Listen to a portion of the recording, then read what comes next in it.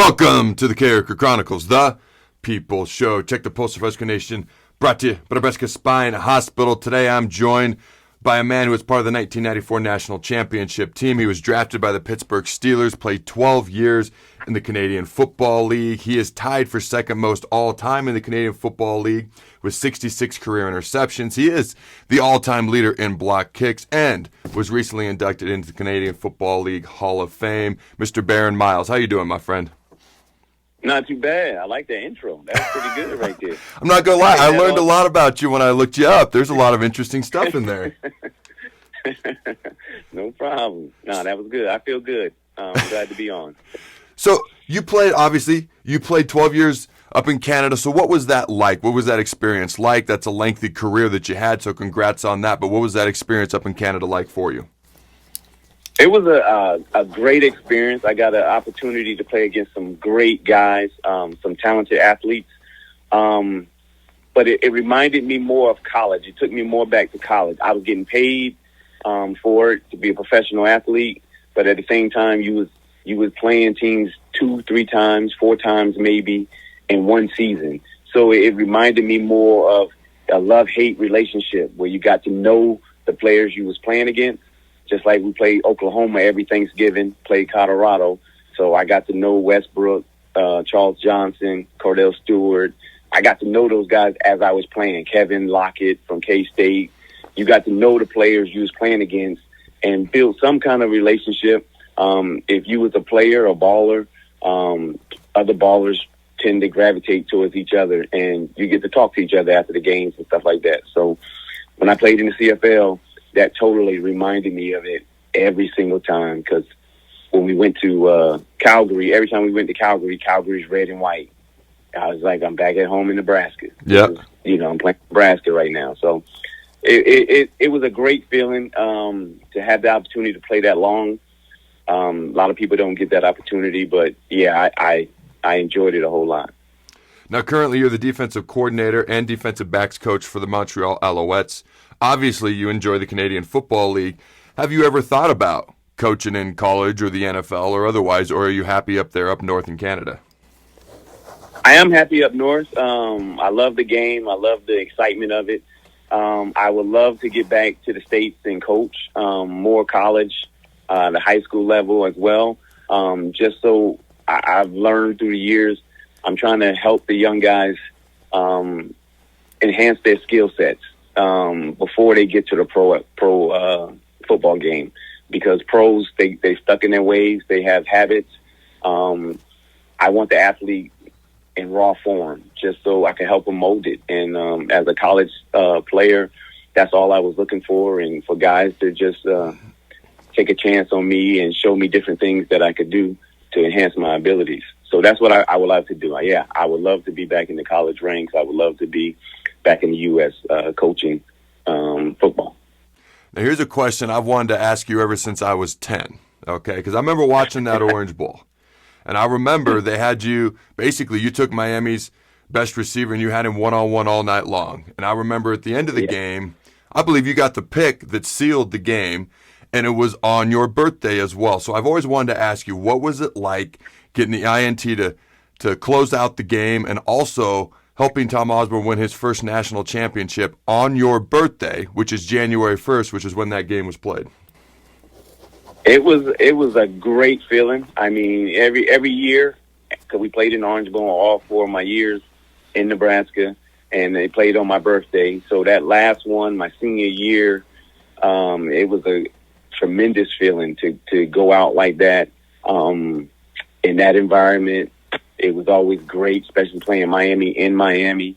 I couldn't reenact that feeling, because you don't get that opportunity that many times playing against those type of athletes that was on that Miami team and come away with a victory like we did. It was like a clear cut. We had a chance to lose it and throw it away, but we came back and fought and showed everybody that, we belong there and we was going to stand the test of time. And I think I try to explain it so many times, all those people yelling at me. I'm thinking I'm saying they're yelling happy birthday, Barron, but I know they're not. I know they're not, but it was a great feeling for me. Yeah. I really enjoyed it. Yeah. What was the lead up into that game like? Because if you look back at that Miami, like you said, you're playing Miami in Miami again. Okay, that was a team with Ray Lewis, Warren Sapp, The Rock, all that speed, all that smack talk. What was the lead up into that game like from the black shirts' perspective? We hated everybody. We didn't. Honestly, it was a fight because you have different functions you have to attend. Yeah. In the bowl games, we didn't want to go to any. We was like, we there to play football, and they was begging and pleading us to go to different events, and we did not. We was tired. We was like, no, we've been here 4 years in a row. We're here to win the game. Let's just win the game and get out of here. And they was forcing us to go to these different functions. I think we went to one as a unit, as a group, as a full team, and we almost got into a fight. And so then after that event, they said, okay, we understand now. We're going to let you guys pick. I think we only sent maybe 4 or 5 guys to represent the team after that. And that's the way we started going to functions. Because we was like, we're here for one reason, coach. That's to win the game. And we ain't here to party. We ain't here to do anything. We seen Miami, been around Miami. We're here just to play the game. And that was our intent. So from day one. That's interesting. That's interesting. I love that. And I won't say the year, the bowl game, or the name of the player. If I said the name of the player, everyone would know. But there was a particular bowl game and year, and we went to, and it was a big function both teams were at, and the other team started yapping and talking trash, which they did the entire time leading up to the bowl game. One of our players who liked to fight may have confronted them, may have grabbed a steel chair and tried to go WWE on them. So, yeah, I can kind of relate to that to a certain level anyways. All right. Now, I actually, not long ago, about a year ago now, I think when the shutdown first happened for COVID, Rob Zadiska and I went through the entire Orange Bowl game. And I've seen that game no less than a dozen times in my life. But every time I watch it, I can't help but notice how you guys, the defense, really shut down and dominated the Miami offense in the second half. What do you attribute that success to in the second half of that game? Honestly, I think going against our offense in practice. Believe it or not, that seems weird, but we always went ones against ones, and our offense hated us stopping them. And we hated our offense moving the ball on us. And I think the test of time of saying, hey, they got a little bit in the first half. All right, it's time to shut them out. It's time to, buckle down. Our offense is moving. Our offense is putting up points. Now it's our turn to shut them out. And I think, going against those guys in practice all the time, we was ready to stand up for the challenge. And I think we did that. Now, I don't know how much, obviously, you're coaching and you're up north, but I don't know how much you get to watch the current Huskers and the current Huskers defense. Hopefully you get to watch them at least a little bit. What do you see from this defense? There was improvement a year ago. They got a lot of guys coming back this upcoming season. What do you see from this defense, and what do you think fans could realistically expect out of this defense in the upcoming season? I think, I haven't, I don't have a chance to compare. I saw last year quite a bit just because my son was there and I got to watch a little bit more because of COVID. We wasn't tied up in meetings or practice or anything. So I got to really look at them. I think realistically with the guys that they have returning, they have some very good, talented guys coming back, and that should help the younger guys like the coach was talking about yesterday in his press brief. I believe, maybe not yesterday, but a couple of days ago, that those guys should become teachers and coaches with spring ball. And I think he's right on point with that. Let those guys help lead, because those are the guys that got in the game time that people are going to need to listen to and take their lead and follow. And I think they should be very, very, very good. I just think secondary, they need to start playing the ball a little bit better and affect the play in the air when the ball's in the air. And then the D-line, the front five, front six, they would do a lot better if the quarterbacks are scared to put the ball up in the air. I agree with that. I've always said the secondary is helped out a lot by a nasty pass rush. So talk to me. because we're, obviously you're a DB's coach. You played for a long time, a lot of Yes. success. How do they become more ball hawking in the secondary? What are some of the keys to that? How do they improve and do that on the back end? It's prep work. It becomes a lifestyle. It's not just something that just happens overnight, but it becomes your lifestyle, becomes your gameplay. And everything you do, from indie drills to skelly to walkthrough, your prep work is putting yourself in a good position to make plays on the ball. When I can make that play, when I can't make the play, and knowing the difference. Not guessing, but knowing the difference of when I could do certain things and how can I do it. And that will benefit them better, because it's not something that they're just thinking about like, oh yeah, I should have went for the ball. No, it's your lifestyle. That's the way I play. That's the way I go after the ball. I attack the ball every chance I get. And once you begin that, to breathe that into the secondary, breathe that into the life of the defense, that's your nature. You're not thinking about it anymore. You're going after the ball every single play, whether it's a strip, takeaway, whether you're doing anything to affect the ball in that manner. That becomes a ball hawking defense. Now talk to me. Obviously, you're a proud former Husker, a proud Nebraska alum. Your son is on the team, as you mentioned a couple of minutes ago.